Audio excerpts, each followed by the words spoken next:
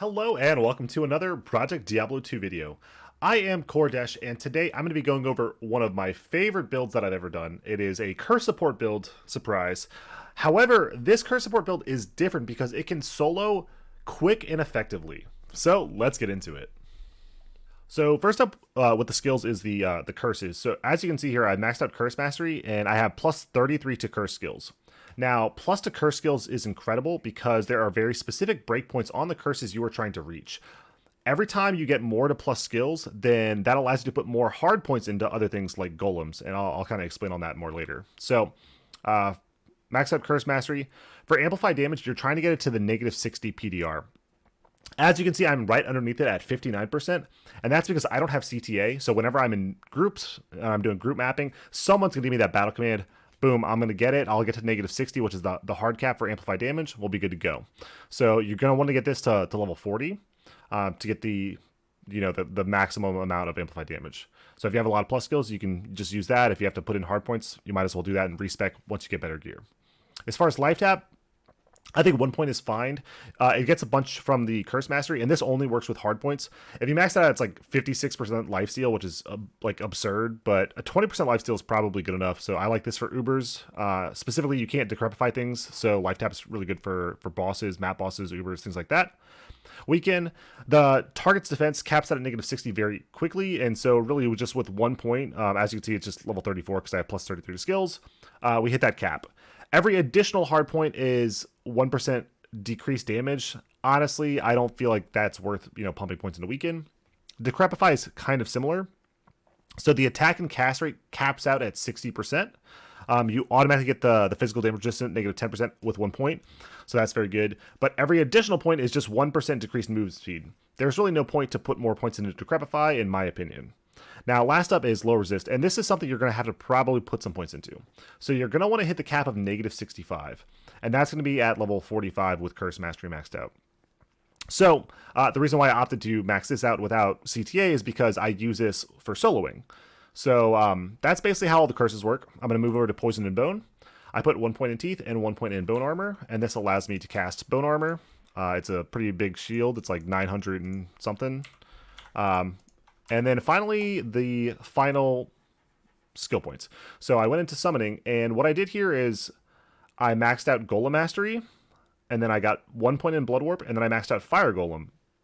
And then after Fire Golem, you have some options here. You could, try and go for revives. You could max out Blood Warp if you want to move around faster.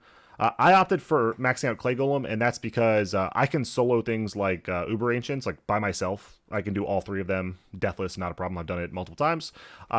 And so I like Clay Golems for mapping with groups. I like Clay Golems for doing Ubers. So I opted to max out Clay Golems because I didn't feel like I didn't care about increasing my clear speed by a little bit or trying to snapshot even like revives. So that's how the skill points work. And basically, like I said, so with these, let's say if I had another +2 to skills, that means that I would get 2 points back from amplified damage, 2 points back from low resist. Sorry, my dog's coughing. 2 points back from these two, and then I could put it in those 4 points into, let's say, like Clay Golem and then Blood Warp, because this will get maxed out in 2 points. So the more plus skills you get overall for your curse setup, the more you can pump into these golems. So, and if you look at this damage looks kind of mediocre, but we're going to talk about gear next. So let's go and look at that.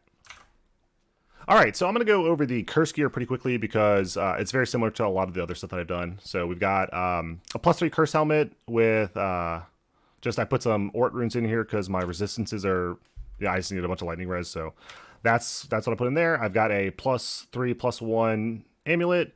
I've got a +3/+2 black hand key. I did see one selling with a +1 corruption, but I think someone bought it or it's gone or I don't know. But a good corruption on this would be cool. I'm not going to worry too much about it.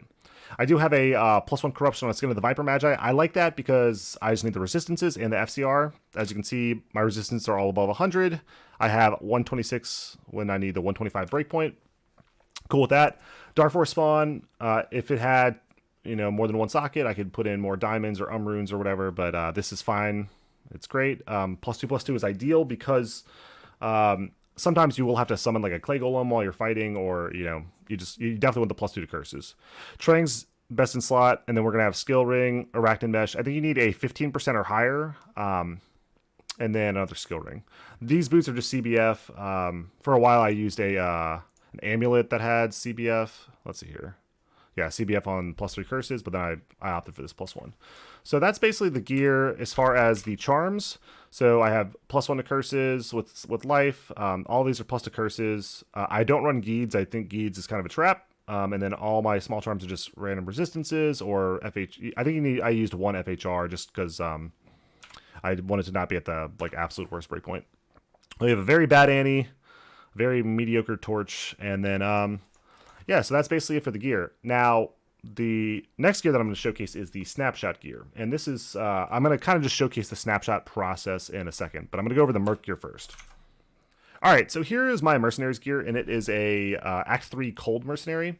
So we've got a Death's Fathom. You could use an Oculus. I used an Oculus for a while, but really you just want that +3 to all skills. The Nightwing's Veil, +2 to all skills. The negative enemy cold res is really, really good here. The cold skill damage is actually not that important at all, and I'll explain why. So we have a +2 Q-Hagens, we got a +2 Lidless, 20 FCR gloves, I have a +2 Snowclash, and then some CBF boots. Now, the reason why I'm going for +to all skills is it increases the prayer aura and the cold damage of their skills and stuff. So the prayer aura is really useful because I run fire golems and they don't have any innate like way to heal themselves. So they kind of just over time, especially in like higher tier maps, they will just die. And prayer makes blood warp incredibly comfortable, and it just makes the fire golems survive for a really long time. So I like it a lot. It also diversifies my elements. So if I went a fire mercenary, which is I think probably more DPS, but you're gonna have more issues with immunes, and it's not gonna be as cozy. If you wanted to go for fire immune, what I would do is I would run the flickering flame helmet, and then an arachnid mesh, and then possibly the Jin Slayer. The reason why you would want the resist fire aura is because it would increase the damage from your fire golems. But if you combine that with a flickering flame, it'd be pretty good. You might just want the Oculus instead, or let's see, I think I have an Oculus somewhere. Yeah, you'd probably just want like an Oculus for the fire guy instead. But that's basically it for the mercenary. So now I'm going to go ahead and jump in and talk about snapshotting. So snapshotting, if you play any summoner build, it's kind of something that you have to do. You don't have to, but like you just get a lot of value out of it. So I'm going to go ahead and do one step at a time. So the first thing that we're going to do is we're going to put on this Jin Slayer. And the reason for this is if we go to, let's say, Frigid. Let me summon something to handle that. So if we go to Frigid, and if I look at my Elemental Mastery, I have 10% now. And that is strictly because of this Jin Slayer. So if I take it off, I go to 0%. So that Resist Fire Aura gives me 10% increased fire damage. So that's step one. So we equip that. Now, step two, I've got all this charms and gear that I need to get rid of. So what I use is I use these big swords to fill my inventory. And I go to an empty stash tab, unlock my gear, and then we just shift click all this stuff over, and we just get rid of all our charms. So then we go back over here, and we grab all these charms. And as you can see, I kind of put the Annie and the Torch separated, and that's so I could fit in an extra large charm. So that's why the Annie's over here, and the Torch is over here. Next up, we're going to look at the snapshot gear. So I have a +1 to Trangs, +2 summoning skills, and this needs a puzzle box, and then I need to put fire facets in it. This is a circlet with a bad facet.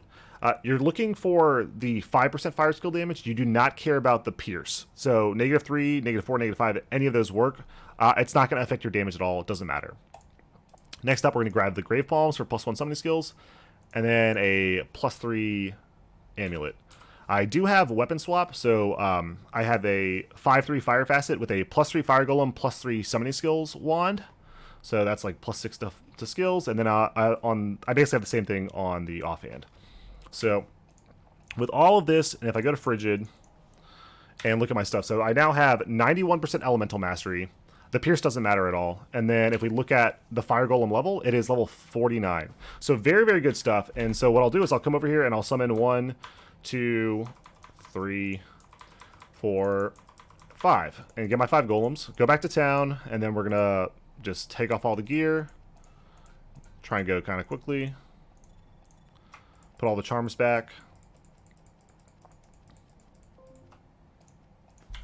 put the Death's Fathom back on, put this back, grab all of our charms, and the way that I click these is I always click the big ones first to make sure that the small charms go where they need to go.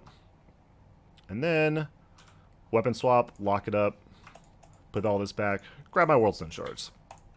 Now I'm ready to run a map. That's kind of how the snapshotting works.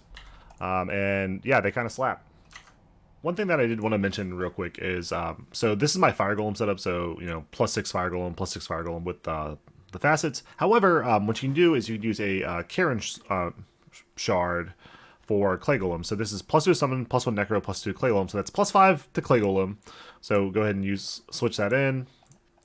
And then if I switch in this, which is a +3 golem master, +3 clay golem, you know, this is kind of a clay golem setup. So if I'm doing mapping or ubers or things like that, that's what I would be doing. All right, and let's go over the attributes real quick. So we're going to have enough strength for our gear. The Dark Force spawn, I think, is the highest strength, which is 106. After that, we're going to pump Vitality until we hit about 1,000 life. Now, I have double BK ring, so my Vitality might be a little bit lower than yours. And I also have a couple life charms. There's one, there's another. So, you know, depending on what you want, pump Vitality. Now, the rest is going to energy, and the big reason for that is because Bone Armor. It says grants +3 additional absorb per energy. So if I go ahead and cast Bone Armor, it's going to block 906 damage, which is really nice to block Fizz damage. And this is recastable whenever. And yeah, so that's the attributes. All right, so now I'm going to run this map. It's a 234 density. It doesn't really have relevant map mods. It's tier 1. I normally stick to tier 1s. I really like Bastion Keep. There's a couple other maps that I like. But if you push the maps too difficult, your fire golems could die. And if your fire golems die, that's going to be problematic because then you're going to have to like re-snapshot, or you just summon them and they're going to do way less damage. So I'm going to go ahead and show what it looks like when I jump into a new game. I'm going to do the snapshot real quick. I'm going to try and run through the map. Probably will take about 10 to 15 minutes, and then, yeah, that'll be pretty much it. So let's go ahead and jump onto the map.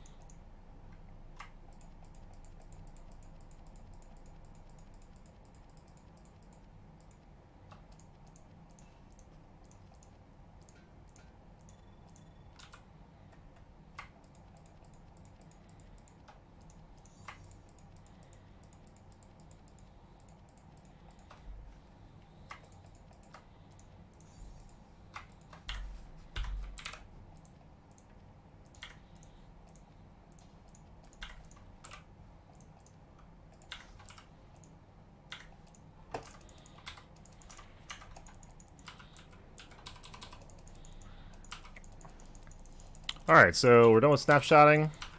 Now, the big thing with this is I don't actually even use all 4 curses for solo play because amplify damage really does nothing. Let me go ahead and turn the sound off for a second.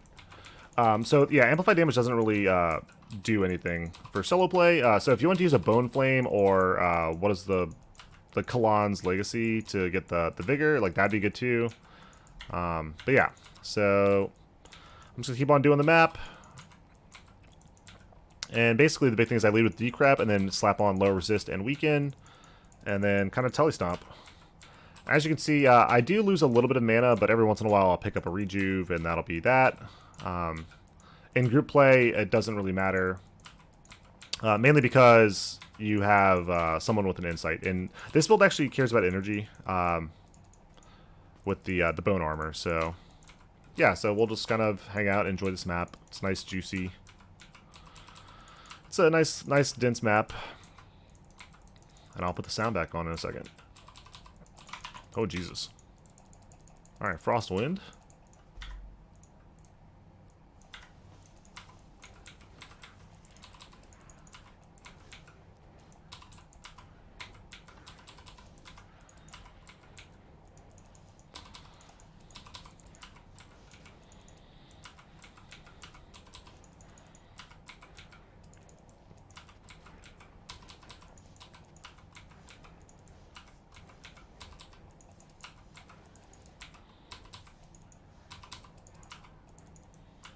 Yeah, so the damage that the fire golems do is pretty incredible. The damage that my Merc does and the prayer aura is really nice. I mean, look at my...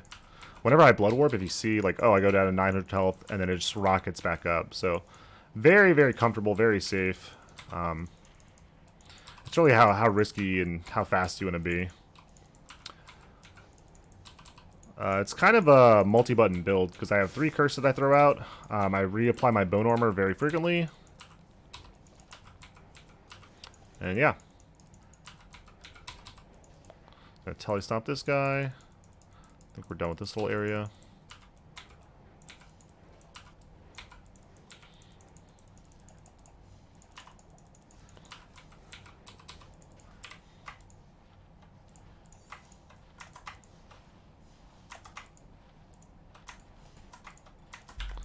And I will be looting this map. It's not like a let's blast it and not loot anything. So definitely gonna be looting stuff. Now I'm not gonna kill every single monster on the whole map. It's kind of like a lot of the AoE damage. You know, you do what you can and move on. So I'll probably be missing some monsters, but we'll get the majority of it.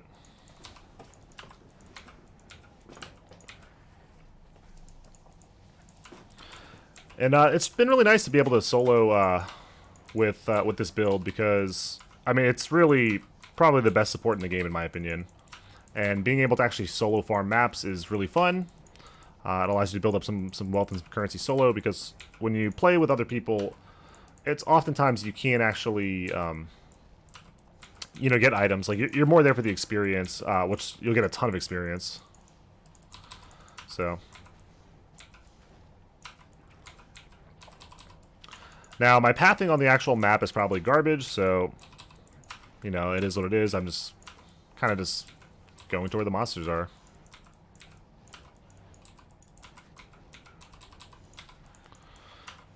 Make sure to continually cast your bone armor. It's going to be really important. Oh, jeez.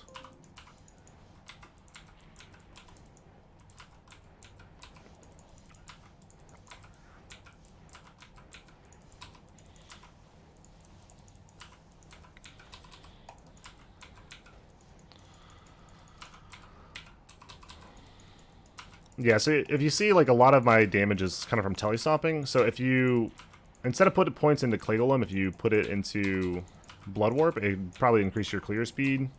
I don't actually know if I need all the damage, but I like Clay Golem, and I'll talk about Clay Golem after in a little bit.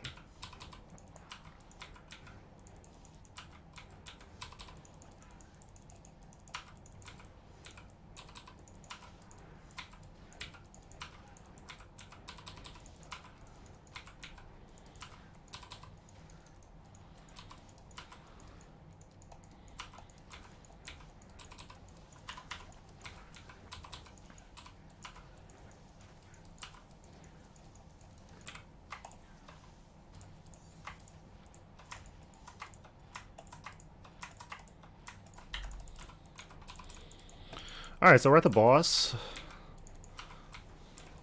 Generally for this boss... Alright, well he jumped over here, so I'll just let him kind of melt. And he's gone. Didn't drop anything, that's not a problem. We're just going to go back around.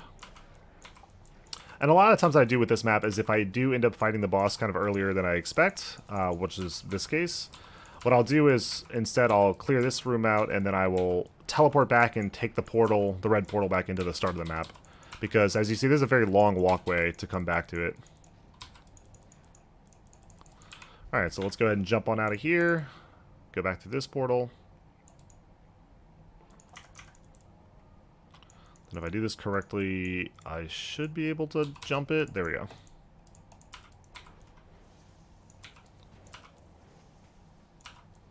And now I'm just going to kind of zigzag back and forth, film the rest of the map that I missed.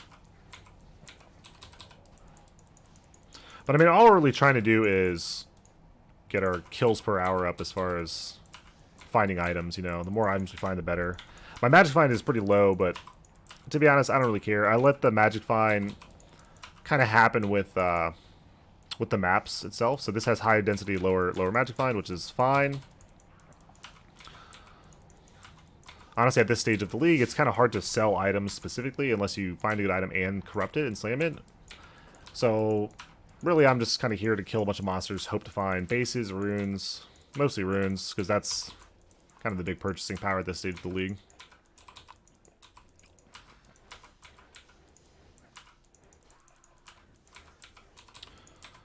Now, whenever you see auras or amplify damage on you, that's obviously scary stuff, so be careful. As you can see, my golems are still alive. We're chilling, we're doing good.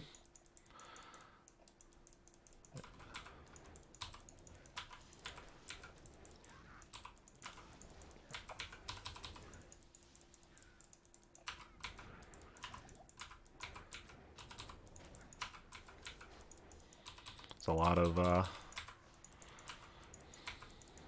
thought I killed these. There we go. Alright, I'll come back for that in a second. I'm going to go up here and do this little alcove. I don't know if these are super chests or what, but I always come up here.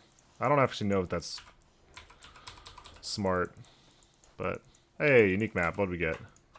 Warlord of Blood. Neat.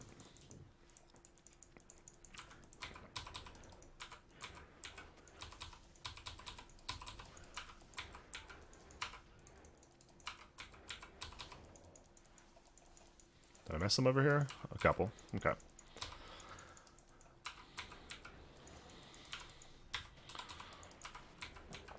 And I mean, like, I don't think this is meant to be like the best solo mapper ever, but the fact that you can solo map and do it fairly efficiently, and you're probably one of the best group mappers in the game is... I think that says something. I really do. I really like this build. I think it accomplishes everything that I want out of a build, and yeah. We're just about done with this map.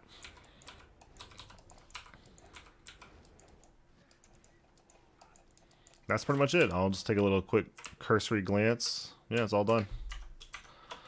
So that's the map. Well, if you made it this far, I thank you for watching, and I hope you enjoyed this build. And if you have any questions, feel free to leave them in the comments down below. And I'll see you next time.